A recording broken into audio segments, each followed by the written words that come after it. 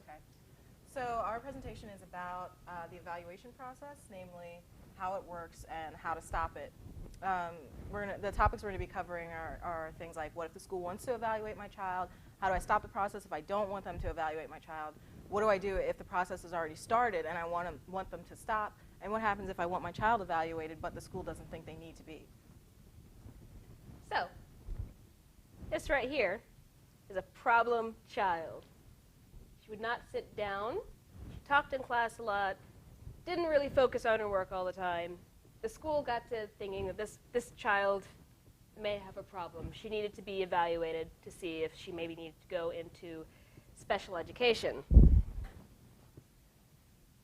This woman here said, no, I don't think that's going to work for me. And she was involved in the entire process from start to finish, the evaluation that the school did. So how does the evaluation process work? Well, to begin with, you need to have parental consent for every step of the process. If at any point you decide that you don't want to do it, if you withdraw your consent, the district cannot overrule you. The entire process starts, though, with a request to evaluate the child. If the school district decides they want to evaluate, then they'll send home a request. You look at the request, you sign off on the request. It goes from there. If you as a parent want your child evaluated, then you would send a request to the school. A lot of schools have an initial screening process to determine if this child needs special education before the actual evaluation is requested. Okay, so screening to identify students in need of special education. So most schools, well, all schools have a screening process in place that will identify students who are in need of special education and would be in need of an evaluation. So what they normally do is they'll review all of the students' records, which includes attendance records, report cards, disciplinary records. They'll review your students' vision and hearing to see if, if they're having a problem in the classroom. Maybe it's because they can't see well enough or they can't hear well enough. It's not necessarily anything that special education could help with, so that's why they check that. They assess the students' functioning in the curriculum. So they're looking at your child's tests, like how well are they doing in school? Is the materials too difficult for them? And systematic observation of the student's behavior in the classroom or area in which the student is displaying difficulty. The reason why I highlighted that is it's not them looking at your child once. They have to do it multiple times, and they have to be looking at the area where they think your child needs assistance in. It's not the same thing if they're saying your child needs help in reading, but they're only looking at them for 15 minutes in the gym. It's not sufficient. And after the screening, for students with academic or behavioral concerns, an intervention has to be developed based on the results of the screening. So you don't go right from screening to special education. There's this interim step where they have 60 days to produce some sort of improvement, come up with a plan to help your child, and within 60 days, if nothing happens, then they'll say you need to have a special education evaluation. So who is on the evaluation team? You're the most important part of the team. You as the parent are involved with every step, evaluation, you know your child the best. At least one of your child's teachers is going to be on the team, somebody who actually sees your kid on a regular basis. A special education teacher will be a part of the team because they are actually the ones who work with special education children. A representative from the school district who is qualified to provide supervise special education programs, knows about the general curriculum of those programs, and knows the availability of the other resources the local education agency, the school district, can offer. But again, you are the most important part of the evaluation team. So why would the school decide to evaluate your child? As I mentioned earlier, if your child is having any difficulty in school, sometimes schools begin to suspect that maybe they're in need of special education. But all of these factors, there's a lot of them that go into what might make a school suspect that a child may have a disability. Things like emotional disturbance. It's actually a really common diagnosis for kids in special education in Philadelphia is emotional disturbance.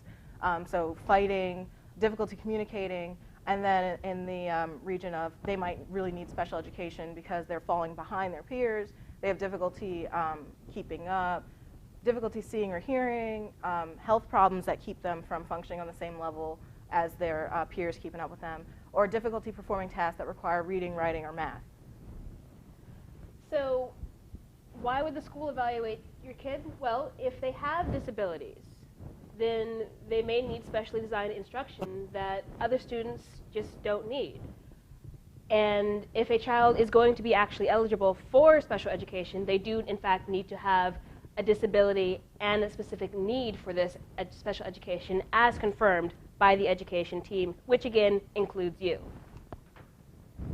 So under Pennsylvania and federal law, your child has the right to special education and related services. So if your child actually needs special education, they have the right to have that at the public expense, so you're not coming out of your pocket whatsoever, under public supervision and direction, in the least restrictive environment. So that means that once your child is identified as needing special education services, they don't just get placed in the special education classroom. There's no such thing under the law.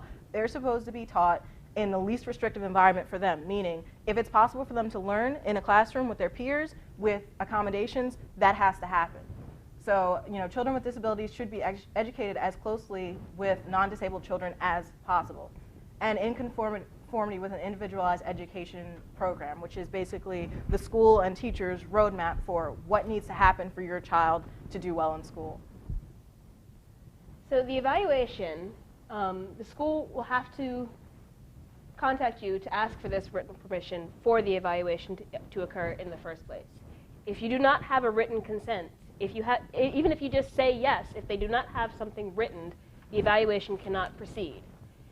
The evaluation is to determine your child's need, and they're provided by the school district at no charge to you. The districts will also they have to tell you what the results of the evaluations are. You have to be able to review them whenever they're done.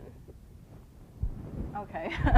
So the evaluation report is sometimes just referred to as an ER in documents, determines if your child has one or more disabilities and if he or she needs special education.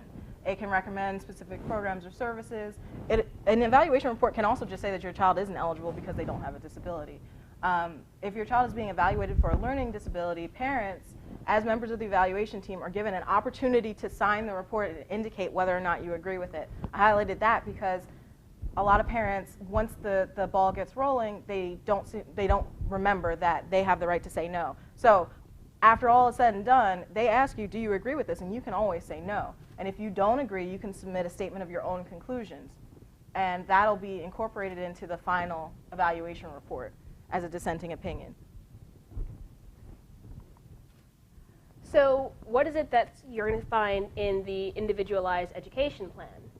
It's going to show the types of special education supports and services that will be provided to meet your child's individual needs, where, what kind, how much, and how often those services will be provided to your child, when these programs will begin and end, any of the tests or ways that the team will be evaluating to determine if the child is meeting the goals that have been set, how much your child will be participating with other students, with their peers, any adjustments that may need to be made for your child during classes with their peers, any adjustments that will need to be made for district-wide or statewide tests, and any supports that the school will need to make in order to make sure that the individualized education plan goes through properly.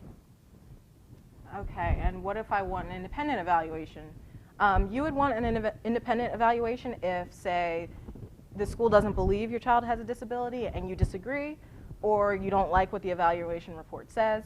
You can get evaluation reports from professionals outside of the school system and send them to your child's school. The district will consider the results of these outside evaluations in determining whether or not your child has a disability and needs special education. You can request that the school pay for it, but your request has to be in writing. Generally, you would pay up front and then get reimbursed. If the school district refuses to pay, then they have to initiate a special education due process hearing. Sometimes the school will request to have a reevaluation, and what this will do is it'll confirm your child's need to continue the special education, and it will happen at least every 3 years, unless your child is disabled due to mental retardation, in which case it happens every 2 years. You can request a reevaluation earlier than this, anytime that you need to. Reevaluations are largely the means by which the education plans get changed.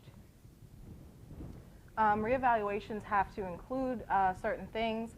like a review of the testing and assessments that were conducted, information from the parents, classroom observations, and the observations of teachers and related service personnel. So in short, the reevaluations are literally a reevaluation. They have to do all the same stuff that they did with the initial evaluation every time a reevaluation is requested. And they have to tell you what they did. They can't just say, well, we did what we needed to do. They actually have to lay out for you what happened and what their findings were. They also have, the reevaluation has to tell you what additions or changes are needed to help your child meet the goals, which will be described in the IEP, the Individualized Education Plan, and take part in and progress in the general curriculum, so the skills and knowledge taught in a specific school district. So it'll tell you how they evaluated your child and what needs to happen for your child to continue to achieve and to keep up with their peers.